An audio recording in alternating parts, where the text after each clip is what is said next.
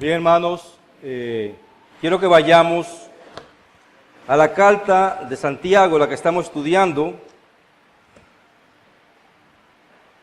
Quiero que vayamos al capítulo 1, versículo 26 al 27. Santiago, capítulo 1, versículo 26 al 27. Dice allí la palabra de Dios en esta porción de la palabra. Santiago 1, 26 al 27. Si alguno se cree religioso entre vosotros y no refrena su lengua, sino que engaña su corazón, la religión del tal es vana. La religión pura y sin mácula delante de Dios el Padre es esta: visitar a los huérfanos y a las viudas en sus tribulaciones y guardarse sin mancha del mundo. El título que le pusimos a este mensaje es: ¿nuestro cristianismo es pretensión o realidad? Pretensión o realidad.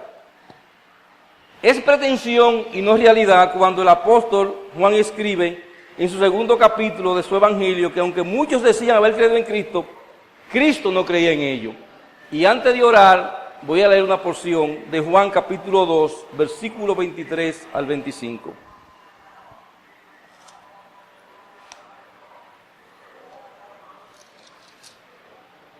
Dice: estando en Jerusalén en la fiesta de la Pascua, muchos creyeron en su nombre viendo las señales que hacía. Pero Jesús mismo no se fiaba de ellos porque conocía a todos y no tenía necesidad de que nadie le diese testimonio del hombre, pues sabía lo que había en el hombre. Te damos gracias, Señor, porque tú eres un Dios maravilloso, tú eres un Dios que conoce lo más profundo de nuestros corazones y podemos engañar a otros, pero a ti no podemos engañarte, Señor. Por eso en esta mañana te pedimos perdón si en algo hemos faltado y hemos engañado y hemos faltado a tu nombre. Y te pedimos, oh Dios, que nos permita exponer tu palabra de una manera muy especial.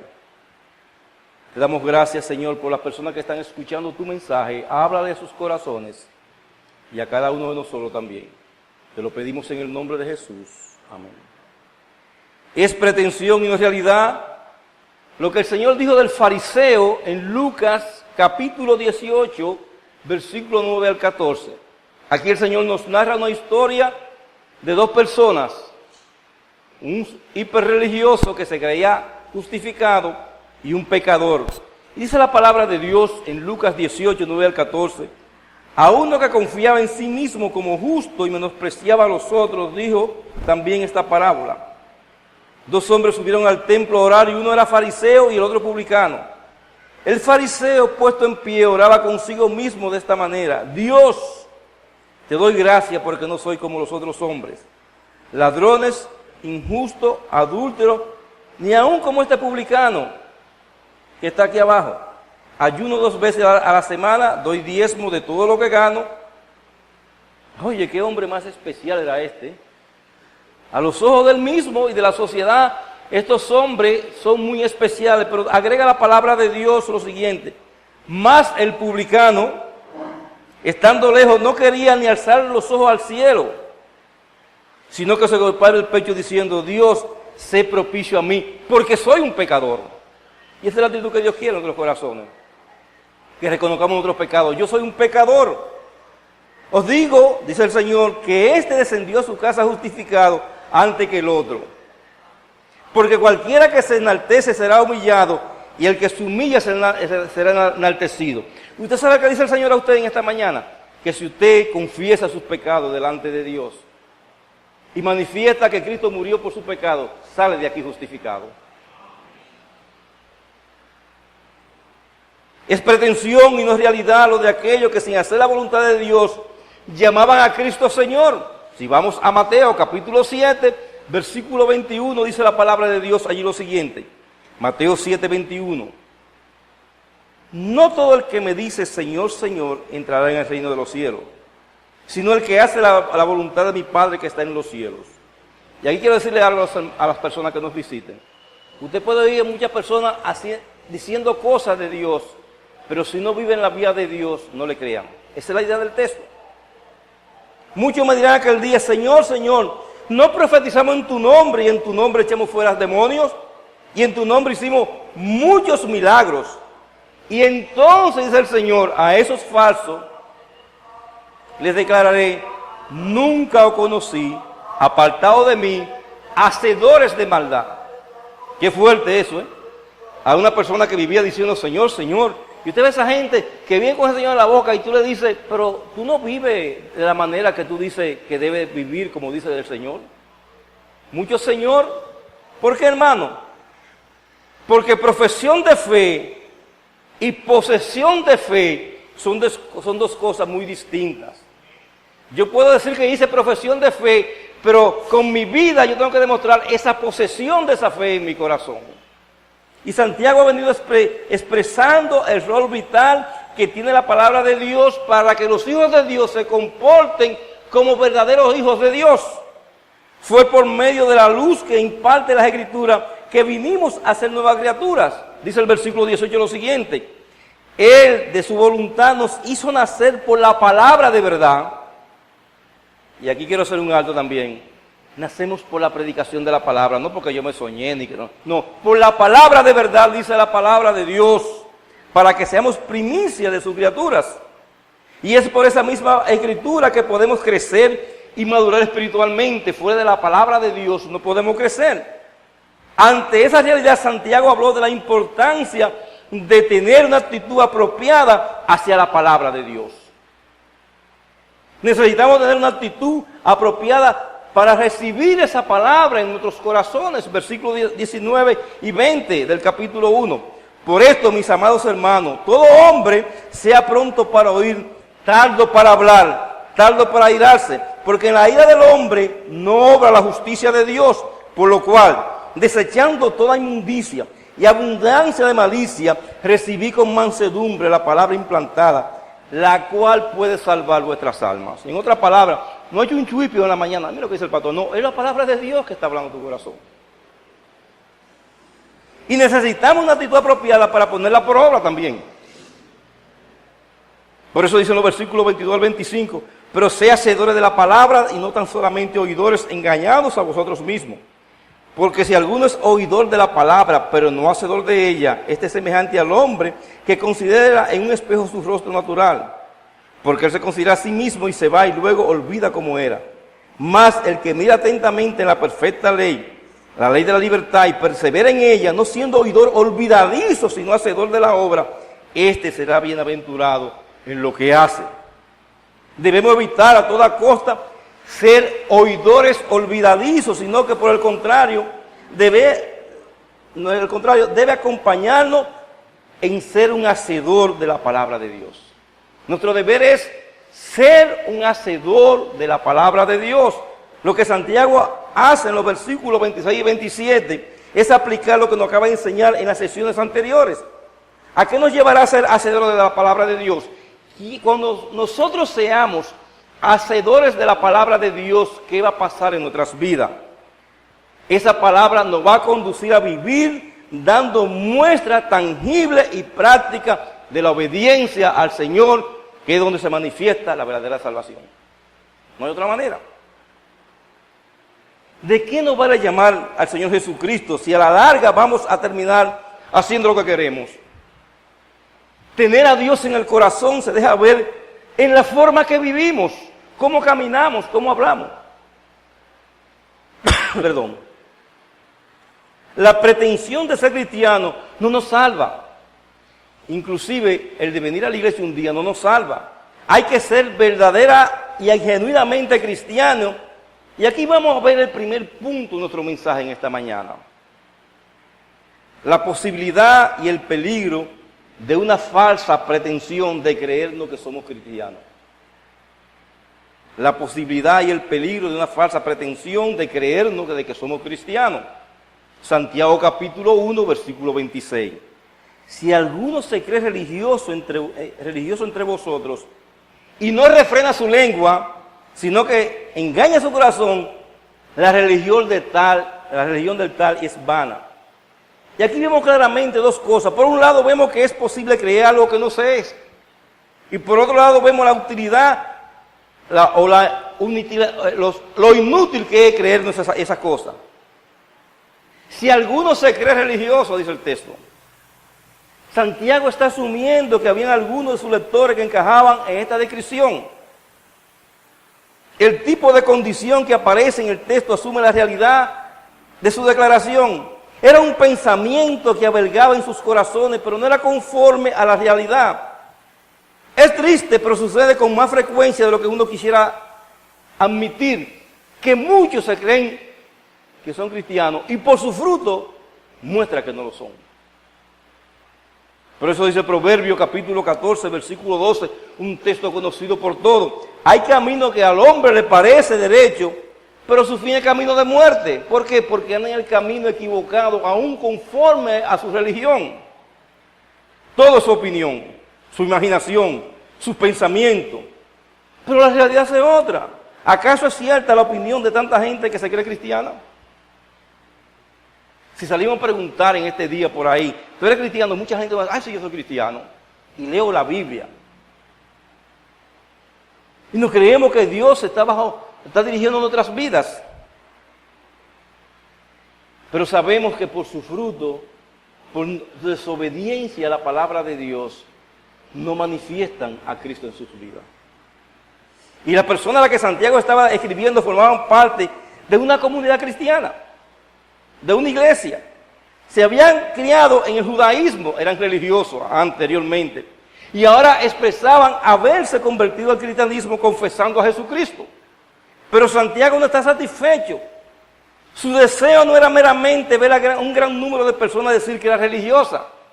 Su deseo era ver vidas realmente transformadas por el Espíritu Santo de Dios y su palabra. Santiago decía, está bien, tú dices esto, muéstramelo ahora.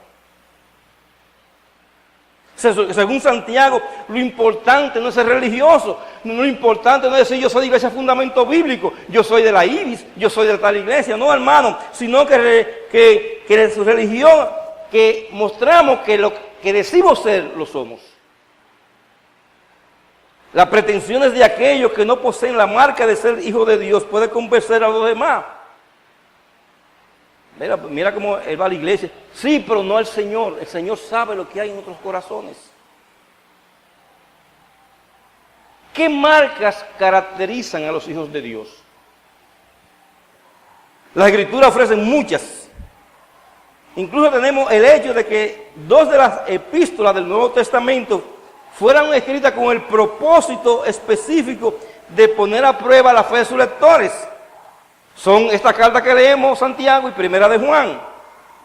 Y aquí en estos 2 versículos pienso que Santiago está presentando 3 evidencias. Solamente 3 evidencias de lo que es un verdadero creyente. Una en el versículo 26 y 2 en el versículo 27. Primera evidencia. La verdadera religión se muestra en el ejercicio del dominio propio y de la negación personal. ¿Cómo yo muestro que soy un verdadero creyente?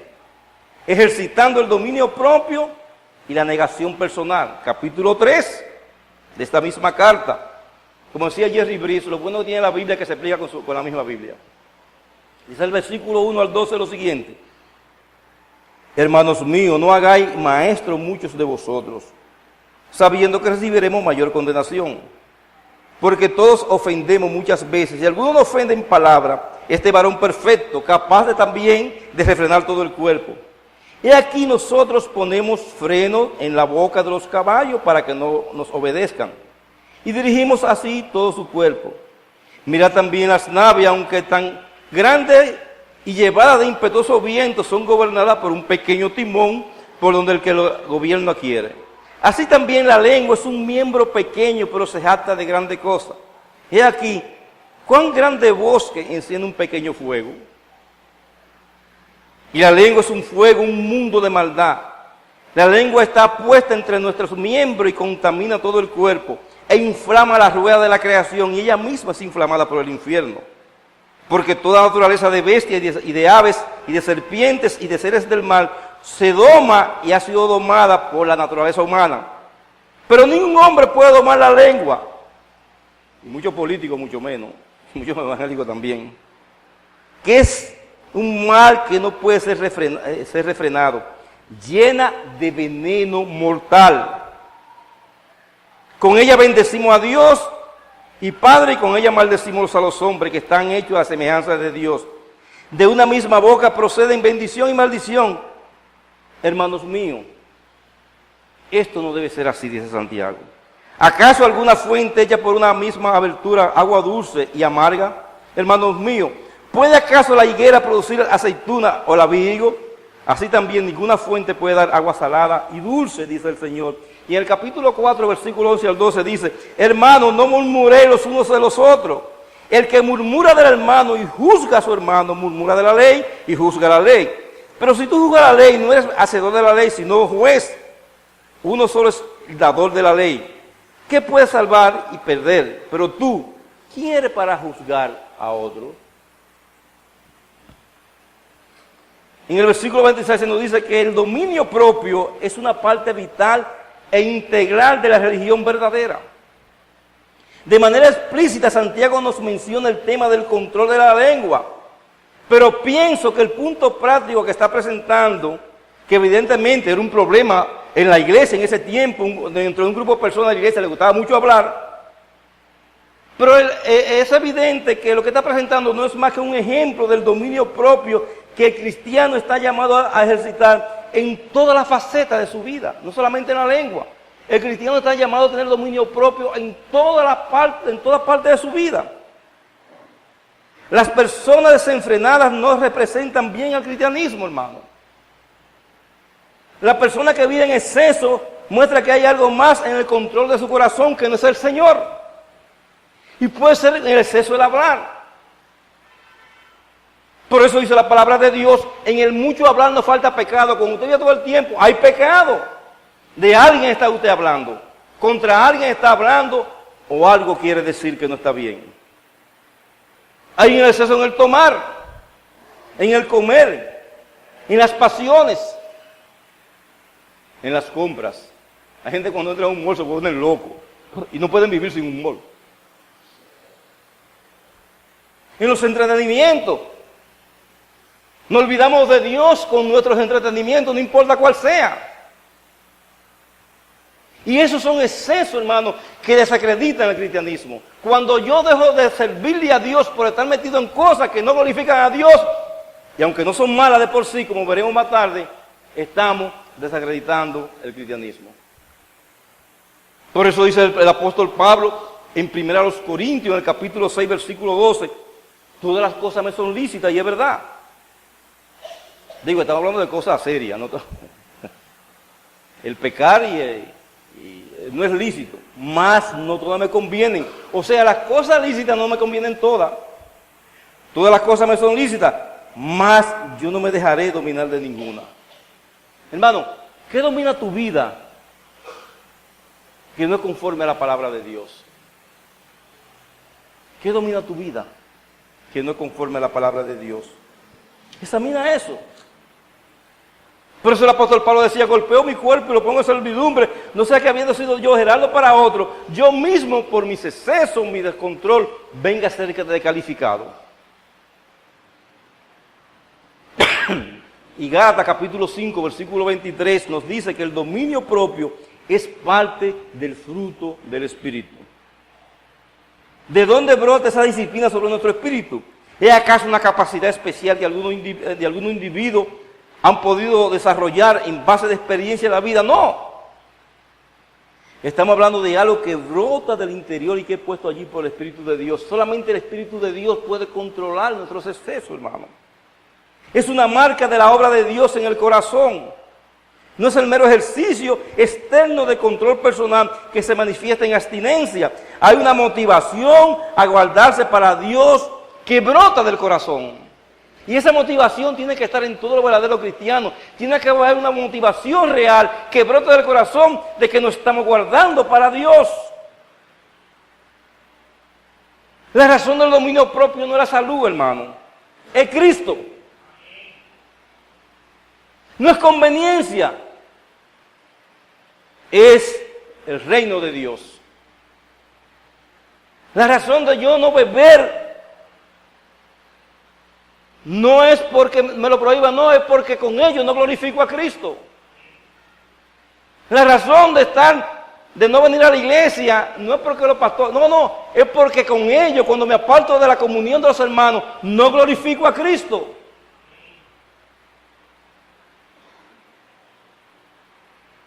La marca de los perdidos es falta de dominio propio, falta de freno, sus deseos gobiernan libremente.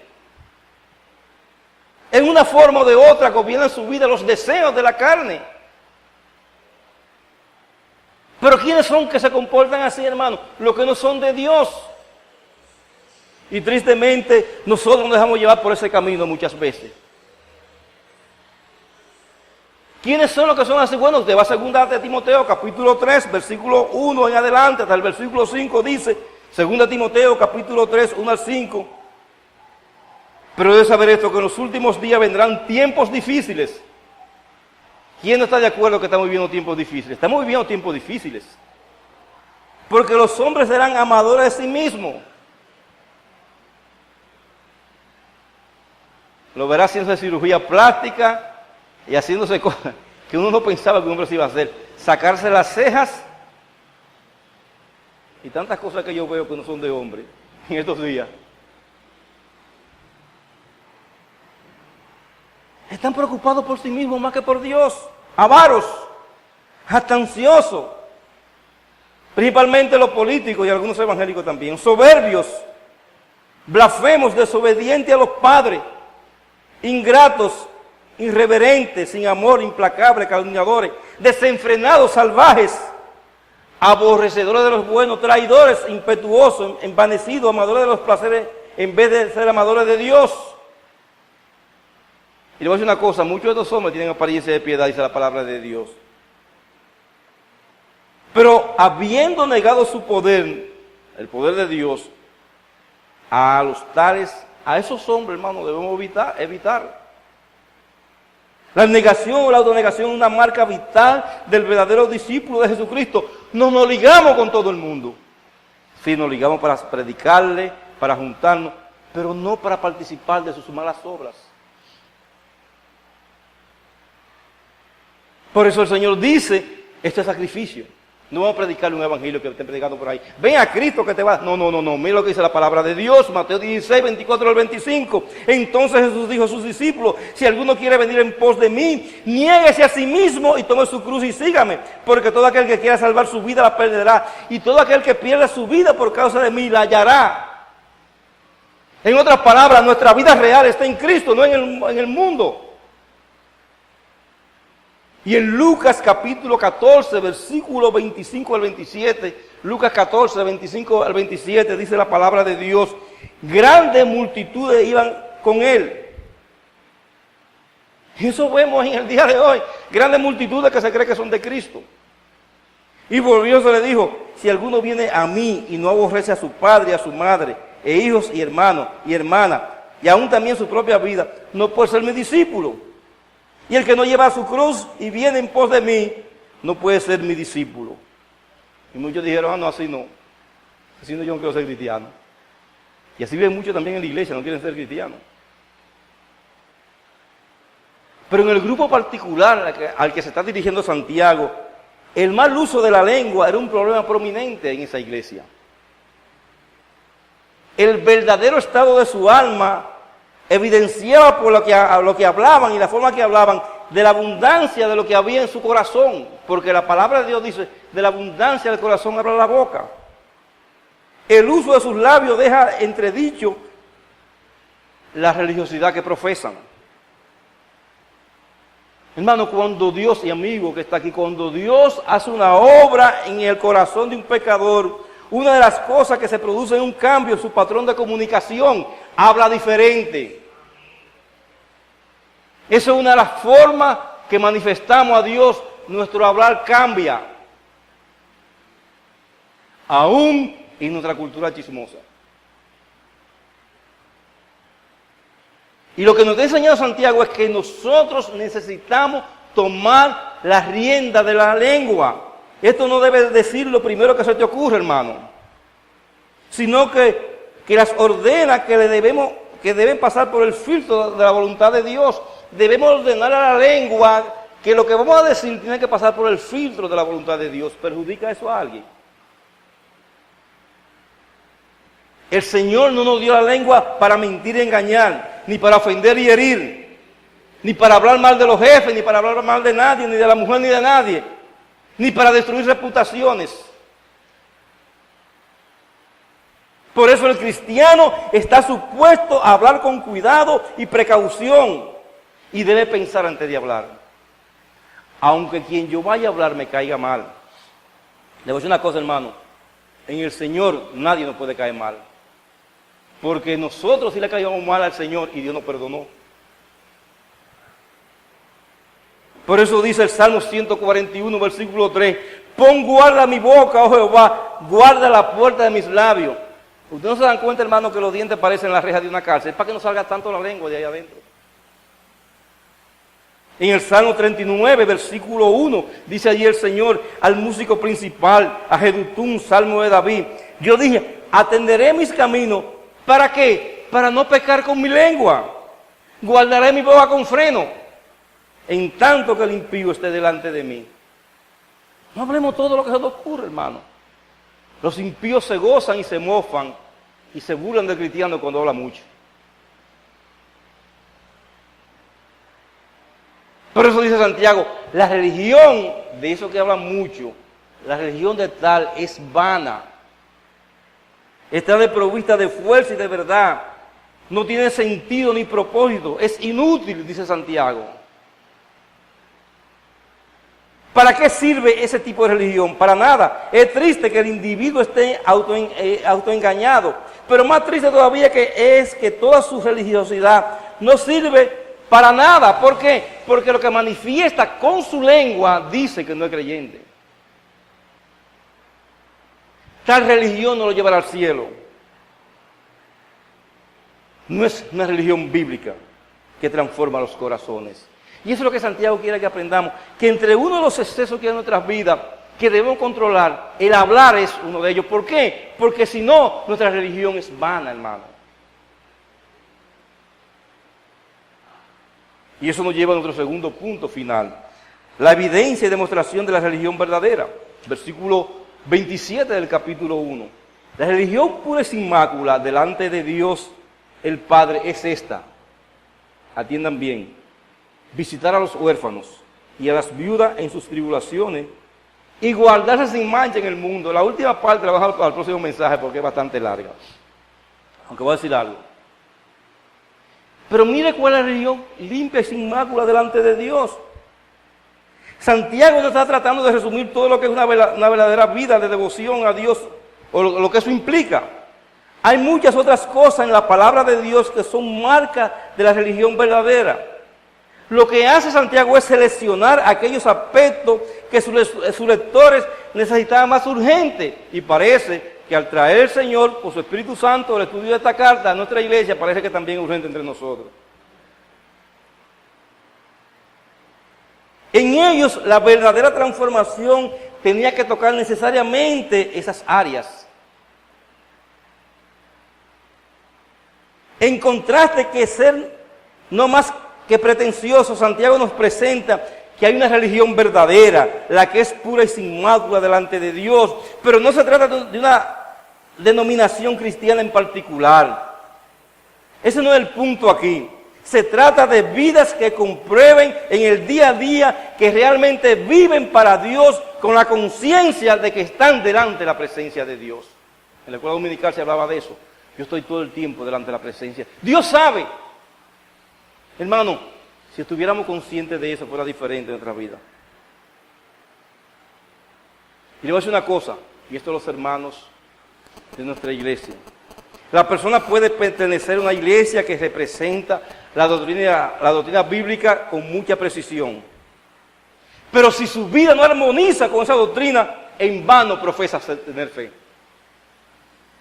La vida de cada uno tiene que armonizar con lo que dice la palabra de Dios. Y una de las cosas que debemos armonizar es que debemos frenar nuestra lengua. Y otra de las cosas es, ya positivamente, que debemos cuidar a los necesitados.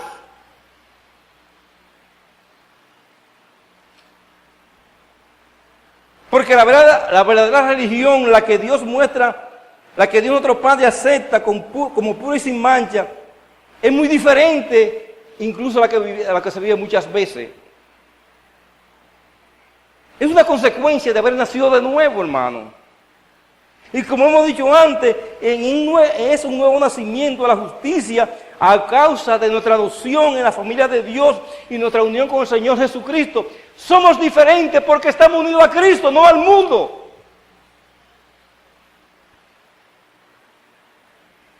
Y había mencionado que en el texto encontramos 3 marcas de la religión verdadera. La primera está en el versículo 26, se trata del dominio propio que hablamos. Las otras 2 marcas aparecen aquí en el versículo 27. Segunda marca, la verdadera religión manifiesta una preocupación genuina por aquellos que están en necesidad verdadera, no provocada. Lo voy a leer el texto ahora. Hay gente que se provoca necesidad. Yo tengo... Tú no fuiste quizás buen administrador de tu cuarto. Entonces yo no puedo ayudarte si tú no administras lo que Dios te ha dado. Porque hay gente que se me acabaron. Sí, pero ¿por qué? Porque yo gasté un día, salí por ahí, encontré unos lentes que cuestan 8,000 pesos y los compré, y en mi casa no había compra. Y aparezco, mira qué lente más lindo me compré. Para poner un ejemplo. O aquel hermano que se le apareció a la esposa con una camarita digital de 6,000 pesos y no había ni ajo en su casa. Y ella dijo, tírale una foto al hambre nuestra a ver si sale.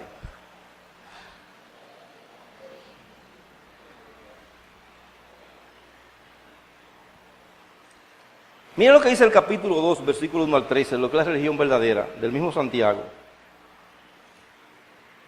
Hermanos míos, que vuestra fe en nuestro glorioso Señor Jesucristo sea sin ascensión de personas, porque si en vuestra congregación entra un hombre con anillo de oro y con ropa espléndida, y también entra un pobre con vestido andrajoso, y mira con agrado al que trae la ropa espléndida, y le decís, siéntate aquí, tú aquí, en este buen lugar, cerca del aire, y decía al pobre, estate tú allí en pie, o siéntate aquí debajo de mi estrado. No hacéis distinción entre vosotros mismos y venís a ser jueces con malos pensamientos. Hermanos míos amados, oí, ¿no ha elegido Dios a los pobres de este mundo para que sean ricos en la fe y herederos del reino que ha prometido a los que le aman? Pero vosotros habéis afrentado al pobre. ¿No oprimís los ricos y no son ellos los mismos que arrastran a los tribunales? Tenemos un ejemplo aquí en esta iglesia ahora con eso. ¿No blasfeman ellos el buen nombre que fue invocado sobre vosotros? Si en verdad cumplís la ley real, conforme a la Escritura, amará a tu prójimo como a ti mismo, bien hacéis. Pero si hacéis excepción de personas, cometéis pecado y quedáis convictos por la ley como transgresores. Porque cualquiera que guardare toda la ley, pero ofendiere en un punto, se hace culpable de todos. Porque el que dijo, no cometerá adulterio, también ha dicho, no matarás. Ahora bien, si no comete adulterio, pero mata, ya te ha hecho transgresor de la ley. Así habla y así hace, como los que habéis de ser juzgados por la ley de la libertad. Porque el juicio sin misericordia se hará para aquel que no hiciera misericordia. Y la misericordia triunfa sobre el juicio. Y en el versículo 15 al 16 dice, si un hermano o una hermana está desnudo y tiene necesidad de mantenimiento de cada día, y alguno de vosotros le dice, y en paz, calentado y saciado, pero no le dais las cosas que son necesarias para el cuerpo, ¿de qué aprovechar? Y no te aproveches del versículo, decir, a veces vamos a la iglesia y decimos, no hermano, cuidado con eso.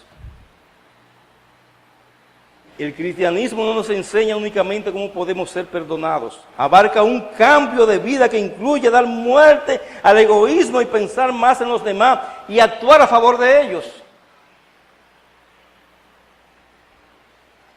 Visitar a los huérfanos y a la viuda en sus tribulaciones, pero no para darse un café, para llevarle un café con pan. Sí, porque a veces vamos a invitar a la viuda a quitar el chin que le quede en la casa. El caso de los huérfanos y las viudas es representativo de todo el que está en necesidad. Santiago no quiere que nos limitemos a estos grupos únicamente.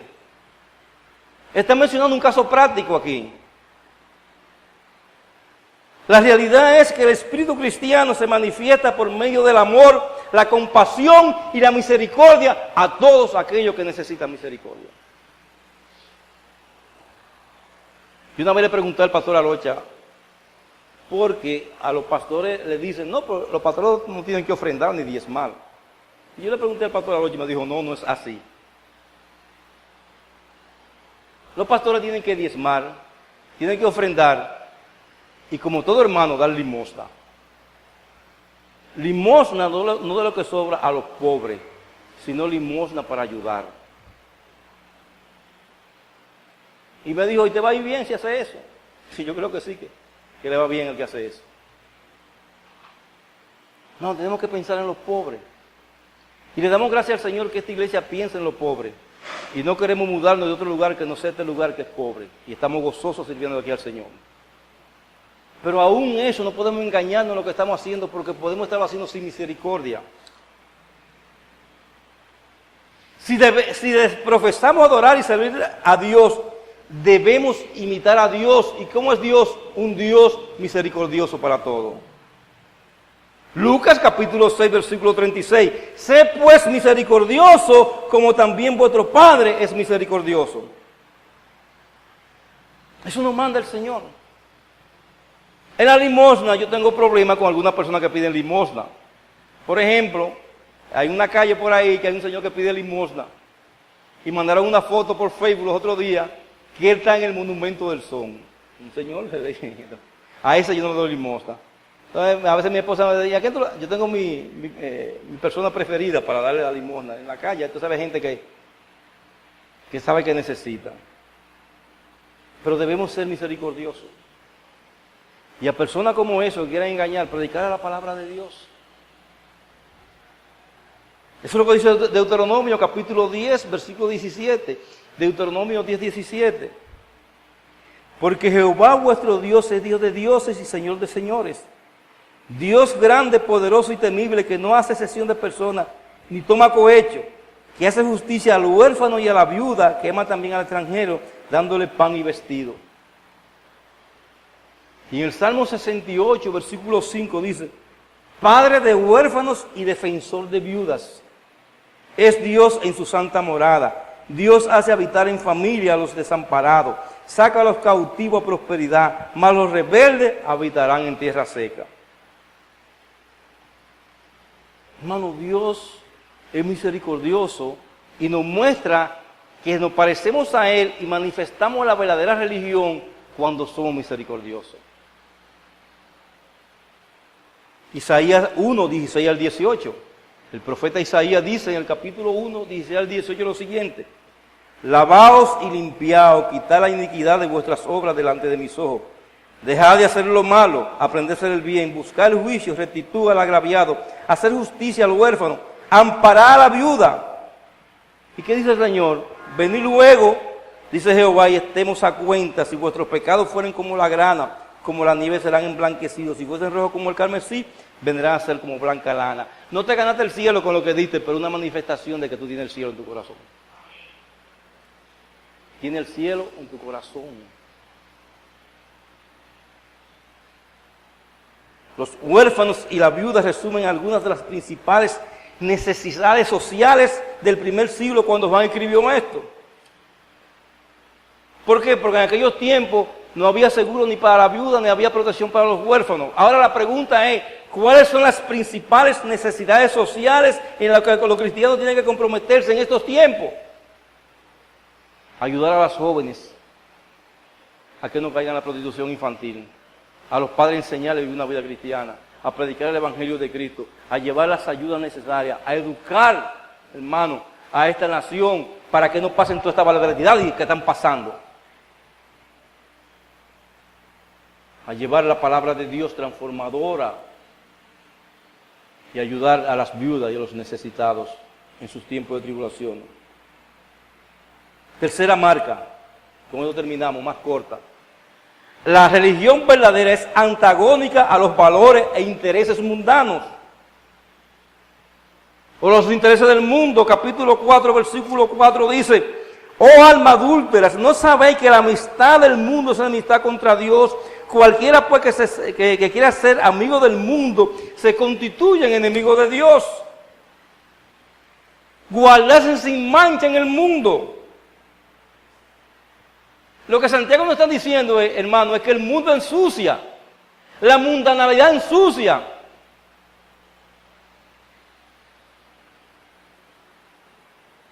Se necesita una vigilancia continua sobre las ventanas del alma para que no se contaminen. La mente, los ojos, los oídos tienen que ser alimentados con la palabra de Dios.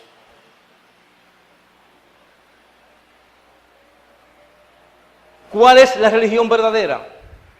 Miqueas, un profeta del Antiguo Testamento, capítulo 6, versículos 6 al 8, dice lo siguiente. Miqueas 6, 6 al 8. ¿Con qué me presentaré ante Jehová y adoraré al Dios Altísimo? Me presentaré ante Él con holocausto, con becerro de un año. ¿Se agradará Él de millares de carneros o de 10,000 arroyos de aceite?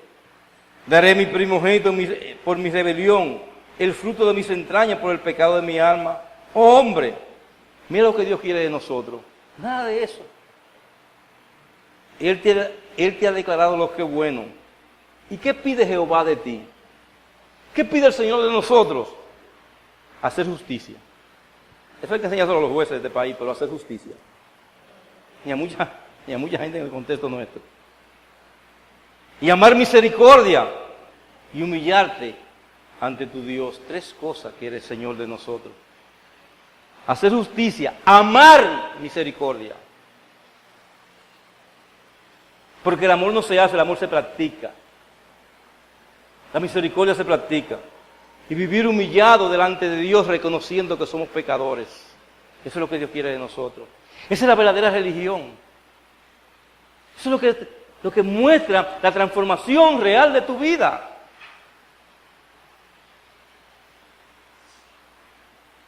Para finalizar, y dice alguien que no se lleven mucho de los pastores cuando dicen para finalizar, porque después se entiende mucho más. No, yo voy a finalizar, realmente. Amados hermanos y amigos, el verdadero cristianismo se manifiesta con un corazón puro y amoroso. Se manifiesta en el control de la lengua. Se manifiesta en poner límite a nuestro egoísmo para pensar en los demás y actuar a favor de los demás. Se manifiesta además en el control de nuestras pasiones y deseos para no conformarnos a los patrones de este mundo contaminado. La religión bíblica es una religión que practica y manifiesta el dominio propio. El que dice ser cristiano y no muestra esta característica que habla Santiago aquí, se puede decir de esa persona y dudar que haya nacido realmente de nuevo. No, pastor, yo me siento nacido de nuevo. Frena tu lengua. No, yo me siento nacido de nuevo. A misericordia. Oh, pastor, yo me siento nacido de nuevo. No me lo digas a mí, dice el Señor. Ama a tu prójimo como a ti mismo. Manifiesta a Cristo en tu vida.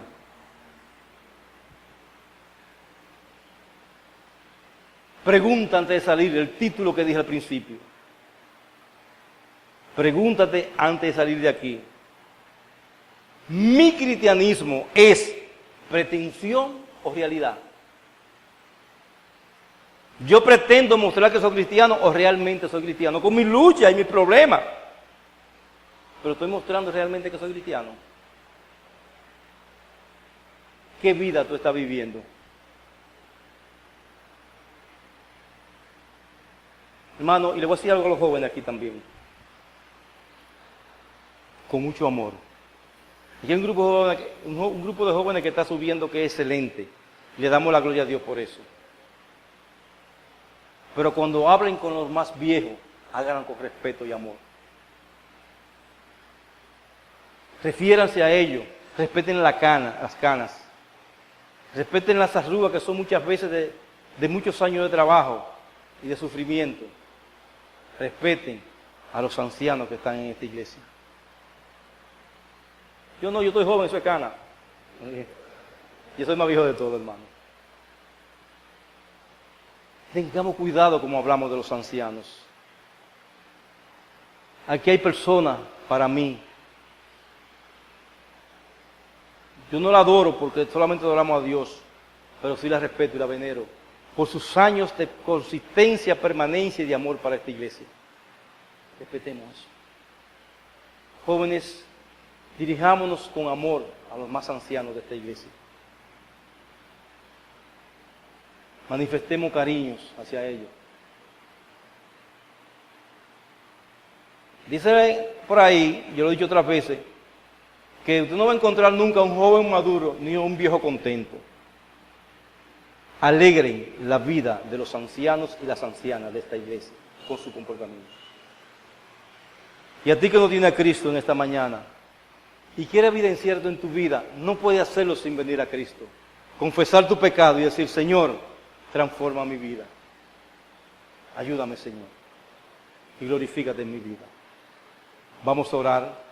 Al final del culto, la familia de la hermana Miriam quiere compartir con la iglesia allá atrás y esta cosa. Pero vamos a orar dándole gracias al Señor.